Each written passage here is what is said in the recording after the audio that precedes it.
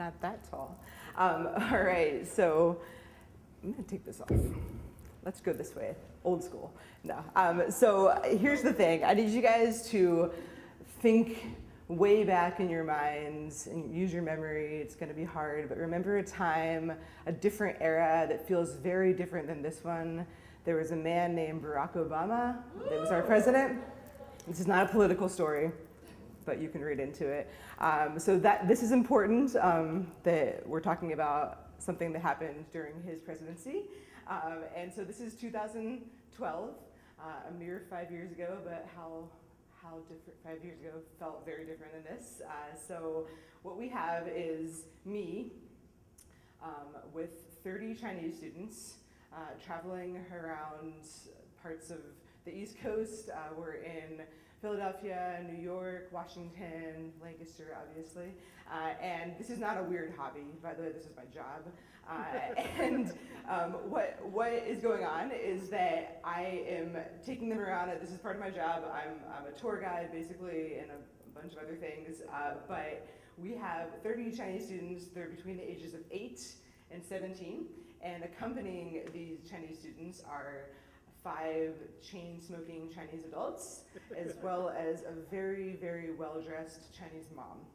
Now, this Chinese mom was sort of sent along on this trip as a consolation, I think, to me, or to somebody above me with a higher pay grade at the agency that I worked for. I think they thought this would be a good solution because she was insisting on sending her 8-year-old son on this 2-week trip, and they were like, no, he's too young. This trip is made for teenagers, and doing the Chinese thing, they probably threw a lot of money at them and said, well, what if the mom comes along? So apparently they thought that was a good idea. It was a terrible idea because she was not helpful in any way. In no way was she helpful. She spoke no English, nor did the 8-year-old boy.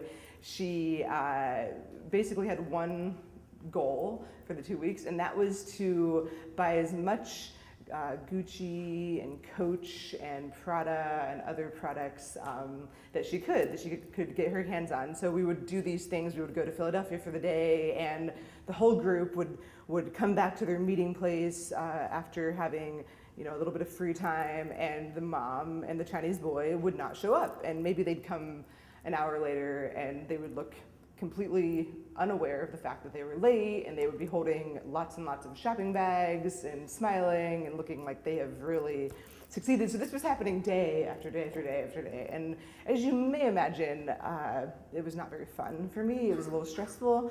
But what was most difficult was that I had to take them to the biggest, Philadelphia was hard, but like New York. And then we finally were going to Washington, D.C., and that was but near the end of the trip. And honestly, I was over it. By that point, I was over it. So I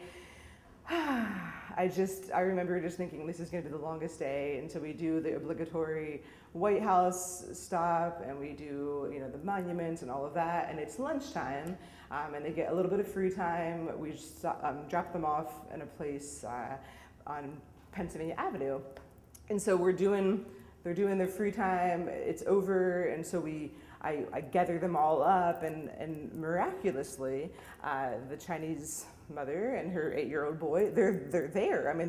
They're there at the exact time that they're supposed to be there. It was a miracle, small miracle. But so I get them all on the bus. We've got the 30 students. I'm counting them. The bus driver is just waiting for my cue to go ahead and continue on our little journey. And so as I'm just about the time that I'm confirming, okay, everybody's here, we're good to go, there's this very dramatic caravan of SUVs, black SUVs with sirens, and it's the real deal. There's the American flags stuck to them like you see in the movies, and I'm thinking it, but I'm like, oh, that seems impossible. And the bus driver's like, Laura, I think that's the president. And I'm thinking I do too. And so we don't know if it's the president. It could have been somebody less exciting, but I figure okay, this group has been pretty unexcited about everything I've told them for 2 weeks now, and they don't really understand anything I say. I'm using a lot of my witty banter and my gestures and my smiles, and it is not working for this group. So I think, okay, this might be it. So I look out, I'm like standing in the front of the bus, and I look out to all these faces. Half of them are like napping already, the other half are like glued, their eyes are glued to the iPads and iPhones, and so I'm like, what the heck? I'm like, guys, look, this caravan, this might be the president of the United States. And I'm like trying to make a big deal of it, and like nobody cares. I mean, they're literally just like whatever. And except for this Chinese mom and her 8-year-old son. They're sitting there looking exceptionally attentive, and the second I start talking, they're like, their eyes are glued on me. I point, they look, it's like this big happy situation. And the boy, this 8-year-old boy who like has given me no response to anything for like 10 days at this point, you know, he looks at me and he jumps out of his seat, this little tiny 8-year-old boy, and he exclaims with like deep enthusiasm that comes from a child much larger than him. He's like, Obama!